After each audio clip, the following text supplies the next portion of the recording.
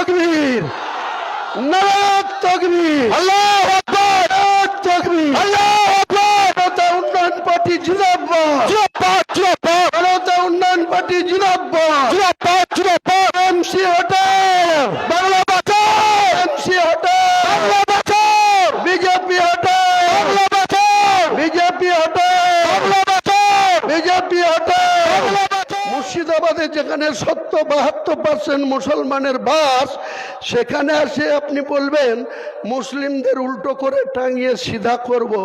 এটা ভারতবর্ষের পশ্চিম বাংলা আর মুর্শিদাবাদ জেলা।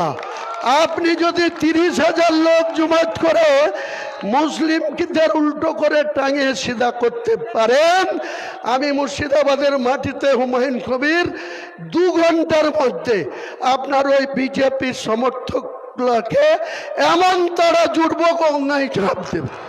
নেমে যখন আমাকে বলছে উল্টো করে টাঙিয়ে সিধা করব, ও বাগাওয়াল হলে আমিও পুনঃতেতুল।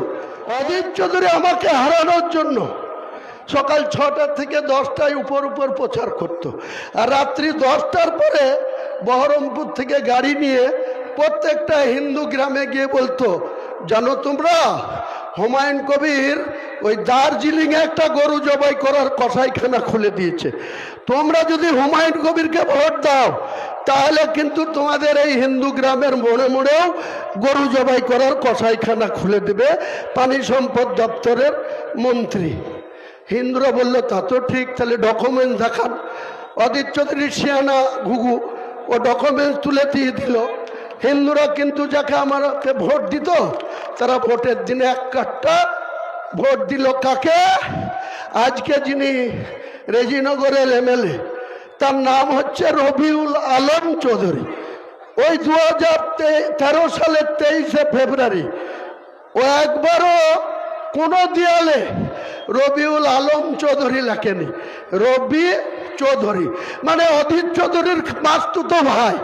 আলম লিখলে তো মানুষ ভোট দেবে না, হিন্দুরা বলবে যে হুমায়ুন কবিরকে দেবো, হুমায়ুন কবিরকে আগে দিয়েছিলাম তাহলে আবার হুমায়ুন কবিরকে দেবো। এই রবি চৌধুরীর নামটা দেয়ালে দেয়ালে আলম লিখতে দিল না, শুধু রবি চৌধুরী লিখে হুমায়ুন কবিরকে হারালো। দেখ কেমন লাগে 2024-এ। 2013-তে অজিত চৌধুরী তুমি হুমায়ুন কবিরকে হিন্দুত্ব দেখিয়ে গঙ্গাতে তাদের নাকি মৃত্যু পোড়াতে দেব না, আমি নাকি কসাইখানা খুলে দেব। আমি যখন 2024-এ ইউসুফ পাঠানের হয়ে ভোট করতে নামলাম, যখন যোগী আদিত্যনাথ ইউপি থেকে এসে শক্তিপুরে বলছে মুসলমানদেরকে উল্টো করে টাঙিয়ে 7 পিঁড়া সিধা করব, তখন এই মমতা ব্যানার্জির দলের স্পোকসপারসন থেকে শুরু করে এই জেলার যে ভেড়া এমএলএ আছে, যে ভেড়া এমএলএ গুলো আছে তৃণমূলের, কোনো ভেড়া মুখ খুলেনি, আমার পক্ষে কথা বলেনি, নিশ্চুপ ছিল, পুরোপুরি নিশ্চুপ ছিল। আমি হুমায়ুন কবির উনি যখন 30শে এপ্রিল 2024 যোগী আদিত্যনাথ বলল যে এটা দাঙ্গাবাজ আছে এখানে, আমাকে ডাইরেক্ট নাম না করে আমাকে দাঙ্গাবাজ আখ্যা দিল। সেই দাঙ্গাবাজের জন্য বলল যদি এটা ইউপি হতো তাহলে আমি যোগী আদিত্যনাথ উল্টো করে টাঙিয়ে 7 পিঁড়া সিধা করে দিতাম। বলল কবে? 30শে এপ্রিল 2024। কোথায় বলল? এই যে দাড়িওয়ালা মন্ত্রী আছে, যার নীতিবোধ কিচ্ছু নাই, সিদ্দিকুল্লাহ চৌধুরী, মাথায় টুপি দিয়ে দাড়ি রেখে দ্বিচাচারিতার শেষ নেই, তিনি এখনো জুমাইতুল-হিনের রাজ্য সভাপতি, আবার ভোটে দাঁড়িয়েছে তৃণমূলের হয়ে। এর আগে দাঁড়িয়েছিল কোথায়?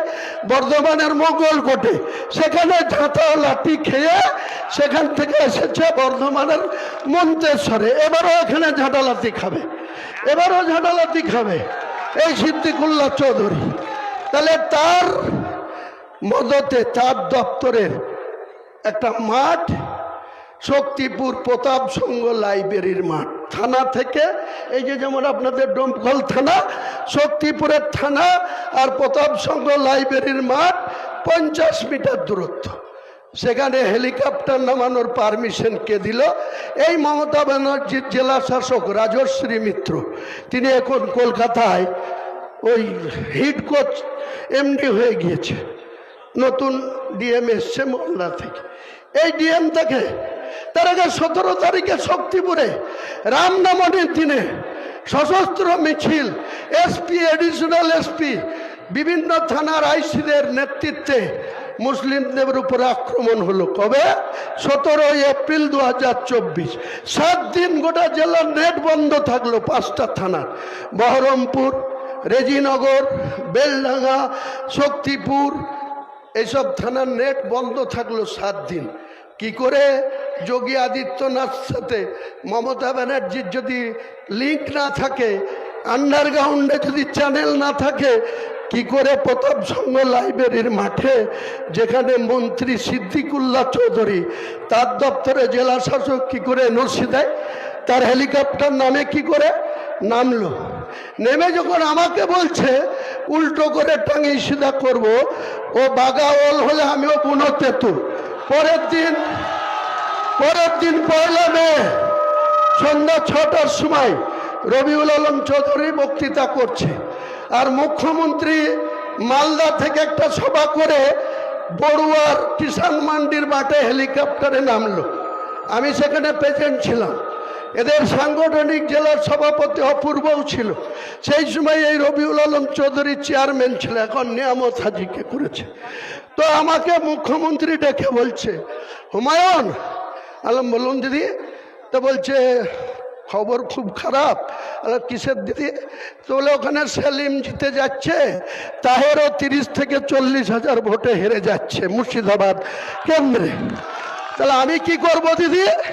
বলে ওদিকে আমি ইউসুফ পাঠানের মা বাবাকে কথা দিয়ে ইউসুফকে নিয়ে এসছি ভোটে জিতাবো বলে। তা ইউসুফ 80 থেকে 1 লাখ ভোটে হেরে যাচ্ছে, অধীরই আবার জিতে যাচ্ছে। তা আমি কি করব? আপনি নিয়ে এসছেন, তখন তো ভাবা উচিত ছিল। বলে না না, তুমিই পারবে, তোমাকেই ইউসুফকেও জিতাতে হবে। তা বললাম ঠিক আছে দিদি, আমি ইউসুফকে যে করে হোক জিতাবো, কিন্তু তাহেরকে জিতাবো না, এ বিরাট নেমো খারাম। তাহলে না না না না, তোমাকে ওটাও জিতাতে হবে।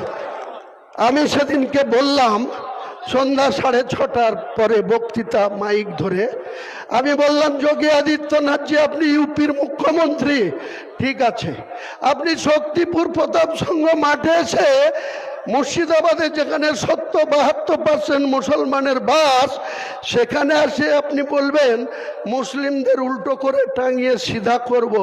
এটা ইউপি না, এটা অযোধ্যা না, এটা লখনৌ না, এটা ভারতবর্ষের পশ্চিম বাংলা আর মুর্শিদাবাদ জেলা।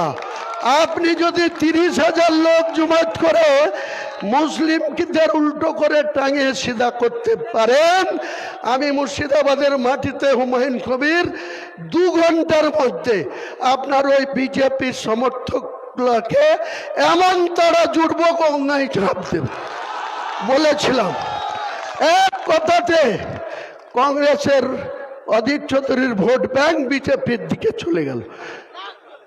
এখানে সেলিম সাহেবের যারা ধর্মনিরপেক্ষ হিন্দু ভোটার, তারা বিজেপির গৌরী ঘোষের দিকে চলে গেল। অমনি চিৎপাটাং হয়ে গেল সেলিম সাহেব, আর চিৎপাটাং হয়ে গেল অধীর চৌধুরী। আমি বদলাটা নিলাম 2013 সালের 23শে ফেব্রুয়ারি আমার বিরুদ্ধে যে হিন্দু মুসলমানের সুড়সুড়ি দিয়েছিল, তার যোগ্য জবাবটা দিয়েছি।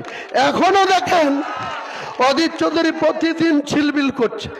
এই হুমায়ুন কবিরকে দিয়ে মমতা ব্যানার্জি আপনি আমাকে হারিয়েছেন, দাঙ্গা লাগিয়েছেন, এসব কথা আমি বলিনি ভাই। অধীর চৌধুরী বলে কিনা, যারা সাংবাদিক আছে তাদেরকে দেখবেন, ফুটে যাচ্ছে। তা আমার কথা হচ্ছে, মমতা বন্দ্যোপাধ্যায়কে আগামী দিনে প্রাক্তন করাই হচ্ছে আমার মূল টার্গেট। মুসলমানদের সঙ্গে শুধু বিজেপির ভয় দেখানো, বিজেপির জুজুর ভয় দেখাবো, আর মুসলমানরা আপনার দুধেল গায়ে হবে। মুসলমানদের যারা রেড রোডে 1 মাস রোজা করার পর রেড রোডে ঈদের নামাজ, সেই নামাজে যারা মমতা বন্দ্যোপাধ্যায়কে ডাকেন, তাদের কাছে আমার বলার, আপনাদের বিবি বাচ্চা, আপনাদের বউ, আপনাদের মা, আপনাদের বুবু, আপনাদের খালা, তারা কি যায় রেড রোডে নামাজ পড়তে? যায় না। কিন্তু মমতা বন্দ্যোপাধ্যায় রোজা নাই, সে নামাজকে মানে না, সে 10টা মন্দির করে বেড়াচ্ছে। তাকে কেন রেড রোডে আপনারা হিজাব পরে ওখানে মুসলিমদের দুধেল গাই বলার সুযোগ দেবেন? আগামী দিনে যতবার শুভেন্দু অধিকারী হিন্দু হিন্দু করবে, আমি কিন্তু বাংলার 2,82,00,000 মুসলমানদের কাছে মোল্লা মোল্লা করব।